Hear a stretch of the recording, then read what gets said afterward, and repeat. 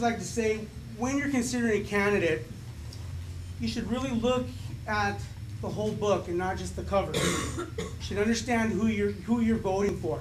Who do you want to represent you? You want a leader that is a person that is accessible and approachable. Just like Mr. Rocha said, you gotta have somebody you can talk to. You cannot be on a pedestal, you cannot be on a throne. We are not a dictatorship. Everything is decided by you. I feel strongly about our police department. We need to keep developing downtown and get a better police department, I should say, and keep growing with our department.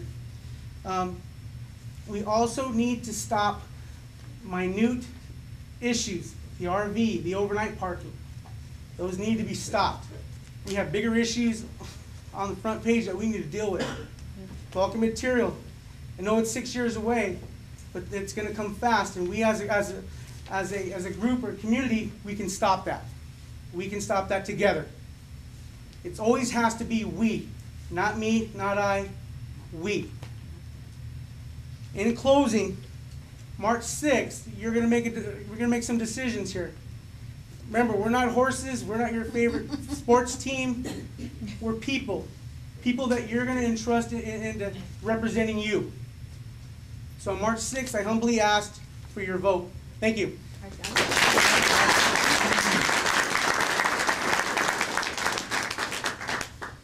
Thanks again for coming out. We've got a packed house here, which means that we've got an involved citizenry, and that's a major positive in our community. 2 years ago, I stood here and I asked for your vote, and many of you voted for me, and some of you didn't, and that's okay. Fortunately, I was appointed, as most of you are aware, and in my 2 years, a lot of the stuff I've heard up here tonight talked about is stuff that we've actually done. Fiscal responsibility. 2 years of balanced budgets with no new taxes or cuts in services.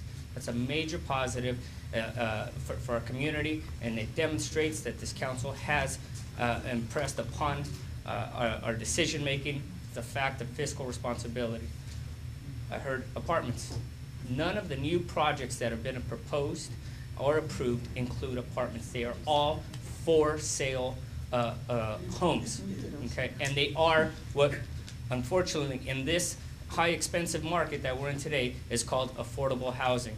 $450,000 is entry-level housing. That's a shame, but that's what's out there right now. That's dictated by the market. I have supported in concept affordable housing for what Andrea alluded to earlier, which is called Pillars of the Community. And that is for homes that are offered to keep our Azusa Unified Teachers, our Azusa Police Department, our firefighters from LA County Fire that work here in Azusa, the people that represent us here in Azusa, so that we can make affordable housing for them and keep those kind of core volunteers here in Azusa. I've supported that. I will continue to support retail projects that I feel are beneficial to the community. It's again, I return to my original concept of it being a cyclical effect. $500 million leaves Azusa every year. We need to capture that. We need to bring in the shops, the restaurants, and the stores where Azusa people can spend Azusa dollars, which comes back to you in form of property and sales tax and in services. So on March 6th, I ask for your continued support for Angel Carrillo. Thank you.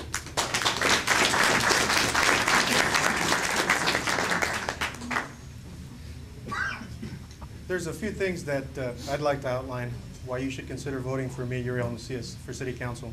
One is experience. I believe my experience sets me apart from my other opponents.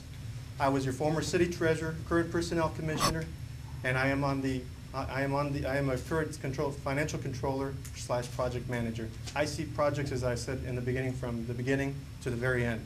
I know how to manage people. I know how to manage money. I bring my experience, my ethics, and my leadership to you. I have been very actively involved in this city my entire life. As I look across this entire room, I'm proud to say that I know pretty much everybody in this room. Some of us might not see eye to eye on things. Some of us might not agree on things.